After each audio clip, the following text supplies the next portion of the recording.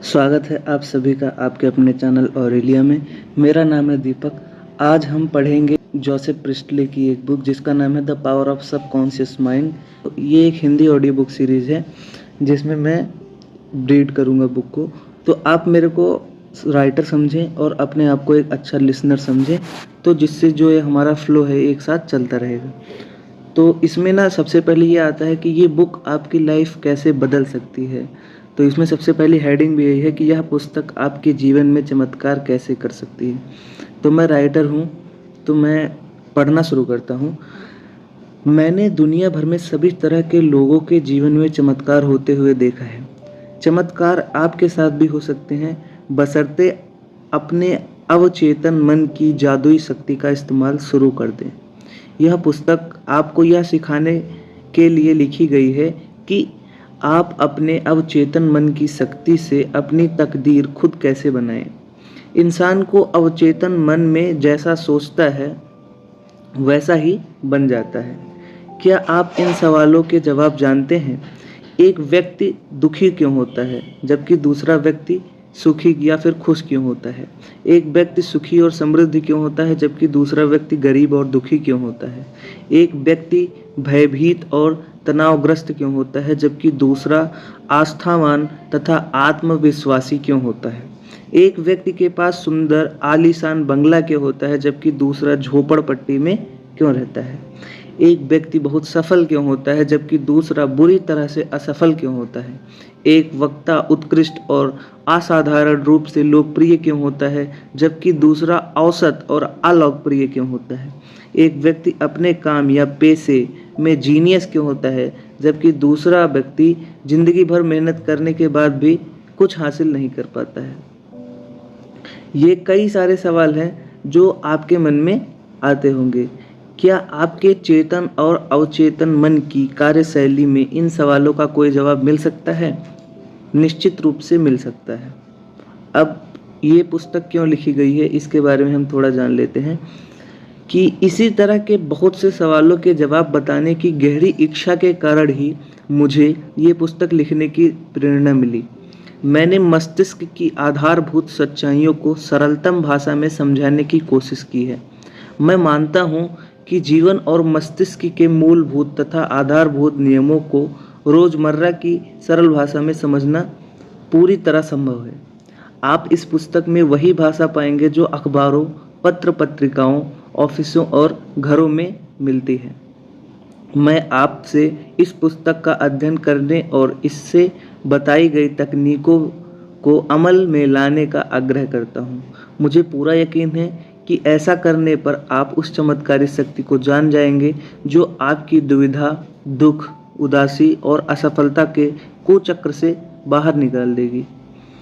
यह शक्ति आपको अपनी सच्ची मंजिल तक पहुंचने का मार्गदर्शन देगी, आपकी समस्याएं सुलझाएगी, आपको भावनात्मक तथा शारीरिक बेड़ियों से मुक्त करेगी और आपको स्वतंत्रता, खुशी व मानसिक शांति के राजसी मार्ग पर पहुंचा देगी।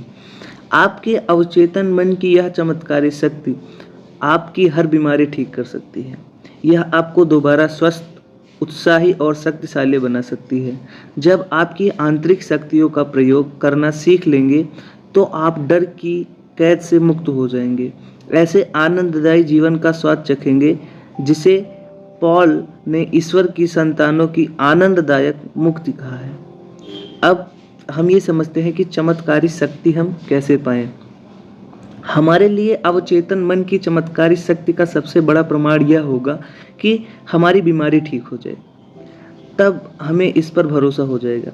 कई साल पहले मैंने एक ट्यूमर का इलाज किया जिसे डॉक्टरों की भाषा में सारकोमा कहा जाता है। मैंने यह इलाज अपने अवचेतन मन की उस शक्ति के माध्यम से किया जिसने मेरे शरीर की रचना की है और जो मेरे सभी महत्वपूर्ण शारीरिक कार्यों को नियंत्रित करती है। उस ट्यूमर को मैंने जिस तकनीक से ठीक किया था वह तकनीक इस पुस्तक के आगे विस्तार में बताई गई है। मुझे पूरा यकीन है कि इससे दूसरों को भी उस उपचारक शक्ति पर विश्वास हो जाएगा जो हम सभी के अवचेतन मन की गहराई में मौजूद है।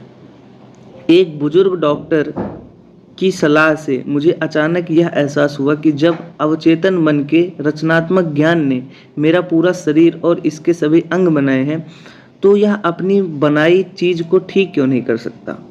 पुरानी कहावत है, डॉक्टर घाव पर पट्टी करता है, ईश्वर उसे ठीक करता है। तो कारगर प्रार्थना से चमत्कार होते हैं। वैज्ञानिक प्रार्थना मस्तिष्क के चेतन और अवचेतन स्तरों के बीच की ऐसी सामंजस्यपूर्ण पारस्परिक क्रिया है जिसे किसी विशिष्ट उद्देश्य को पाने के लिए वैज्ञानिक तरीके से निर्देशित किया जाता है। यह पुस्तक आपके भीतर छिपी अनंत शक्ति के दोहन का वैज्ञानिक तरीका सिखाएगी।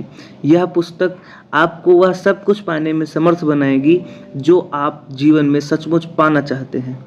आप अधिक सुखी, पूर्ण और समृद्ध जीवन चाहते हैं। इस चमत्कारी शक्ति का इस्तेमाल करके अपने रोजमर्रा के जीवन को सुखी बनाएं और काम धंधे की समस्याएं सुलझाएं और पारिवारिक रिश्तों में सद्भाव लाएं।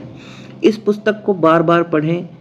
इसमें आपको जानकारी मिलेगी कि यह अद्भुत शक्ति कैसे काम करती है और आप अपने भीतर छिपी प्रेरणा तथा बुद्धिमानी को सामने कैसे ला सकते हैं।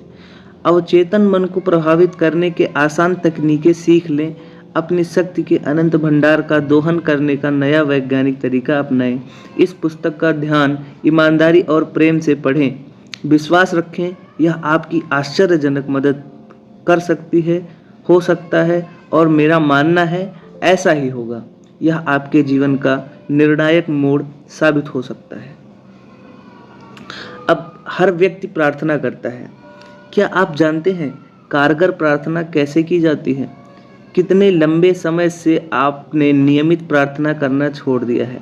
अक्सर खतरे या मुसीबत, बीमारी या मौत के करीब आने पर आपातकालीन स्थिति में प्रार्थनाएं मुंह से निकलती हैं। रोजमर्रा की खबरों पर नजर डालें। देशवासी किसी असाध्य बीमारी से पीड़ित बच्चे के लिए प्रार्थना कर रहे हैं। देश के बीच शांति के लिए दुआएं मांग रहे हैं। किसी खदान में पानी भर जाने के कारण फंसे खनिकों के लिए प्रार्थना कर रहे हैं। बचने के बाद खनिकों ने बताया कि उन्होंने भी बचाव का इंतजार करते समय प्रार्थना की थी। बेशक मुसीबत में प्रार्थना हमेशा मदद करती है, लेकिन प्रार्थना को अपने जीवन का अखंड सृजनात्मक हिस्सा बनाने के लिए हम मुसीबत का इंतजार क्यों करें? प्रार्थना के नाटकीय चमत्कार अखबार की सुर्खियों में छपते रहते हैं।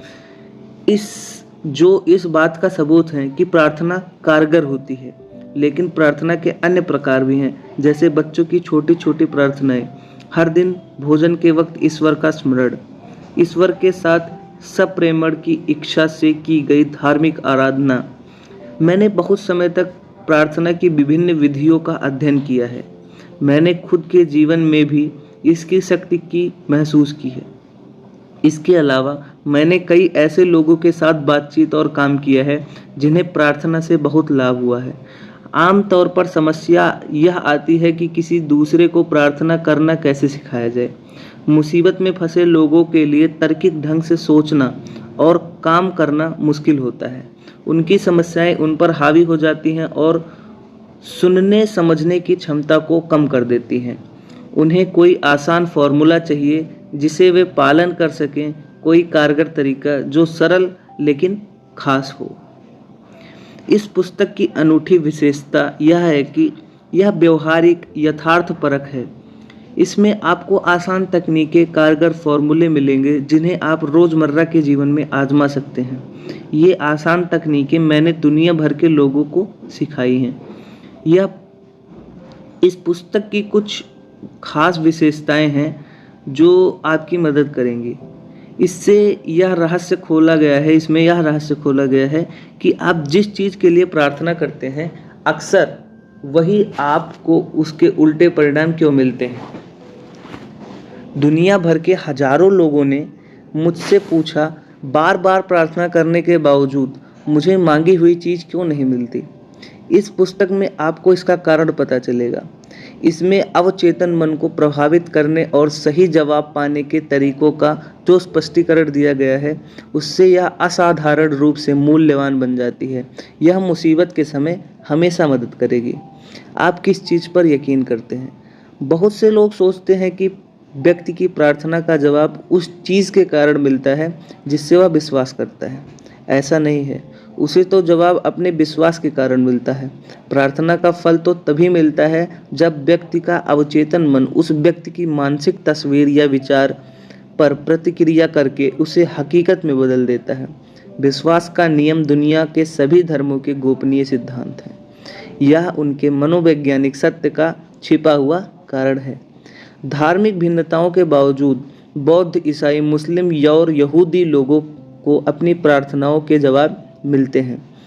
ऐसा कैसे हो सकता है? इसका कारण यह है कि प्रार्थनाओं के जवाब किसी खास आस्था, धर्म, जुड़ाव, कर्मकांड, संस्कार, आराधना, भजन, मंत्र, बलि या चढ़ावे के कारण नहीं मिलते हैं। जवाब तो उस आस्था या मानसिक स्वीकृति के कारण है जिससे के साथ हम प्रार्थना करते हैं या जिसके साथ प्रार्थना की जाती है। जीवन का नियम आस्था का नियम है। आस्था या विश्वास को संक्षेप में आप मस्तिष्क का विचार कह सकते हैं। व्यक्ति जैसा सोचता है, महसूस करता है और विश्वास करता है, वैसे ही उसका मन, शरीर और परिस्थितियों की स्थिति होती है।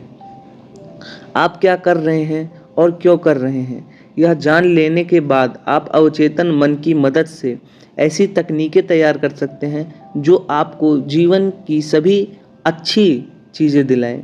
सफल प्रार्थना का मूल अर्थ मनोकामना पूरी होना है। इच्छा प्रार्थना है। हर व्यक्ति सेहत, खुशी, सुरक्षा, मानसिक शांति और सच्ची अभिव्यक्ति की इच्छा रखता है, लेकिन हम में से कितने लोग इन्हें पा लेते हैं? यूनिवर्सिटी के एक प्रोफेसर ने कुछ समय पहले मुझसे कहा था, मैं जानता हूं कि अगर मैं अपने मानसिक नज़रिए को बदल दूं और अपने भावात्मक जीवन को नई दिशा दे दूं तो मेरे हृदय की स्थिति सुधर जाएगी। मैं यह जानता हूं, दिक्कत यह है कि मेरे पास ऐसा करने का कोई तकनीक, प्रक्रिया या कार्यविधि नहीं है। मेरा मस्तिष्क कई समस्याओं में इधर उधर भटकता रहता है और मैं कुंठित, दुखी और पराजित महसूस करता हूँ। इस प्रोफेसर के मन में संपूर्ण स्वास्थ्य की इच्छा थी।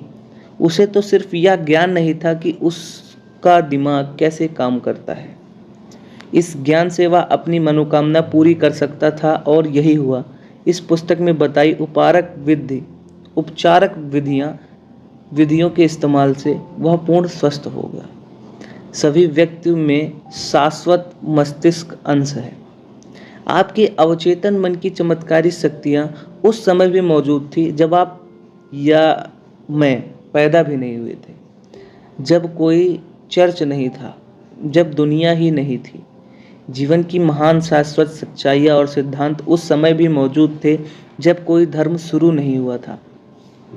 मैं आपसे आग्रह करता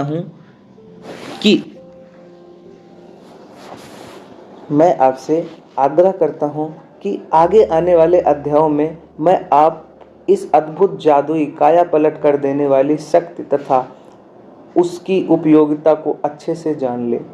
यह मानसिक और शारीरिक घाव को भर देगी, डरे हुए मन को हौसला बंधाएगी और आपको गरीबी, असफलता, दुख, कमी तथा कुंठा की सीमाओं से पूरी तरह आज़ाद कर देगी। आपको तो बस मानसिक और भावात्मक रूप से अच्छी चीज़ के साथ जुड़ना है जिससे आप हकीकत बनाना चाहते हैं। आपके अवचेतन मन की रचनात्मक शक्तियाँ इसी के अनुसार प्रतिक्रिया करेंगी। आज ही अभी शुरुआत कर दें। अपने जीवन में चमत्कार होते देखें। ऐसा तब तक करते रहें जब तक कि सूरज न निकल जाए और अंधेरा दूर ना हो जाए। तो ये था हमारा इंट्रोडक्टरी पार्ट। अब यहाँ से आपका चैप्टर 1 स्टार्ट होगा, जिसे हम नेक्स्ट सेशन में करेंगे।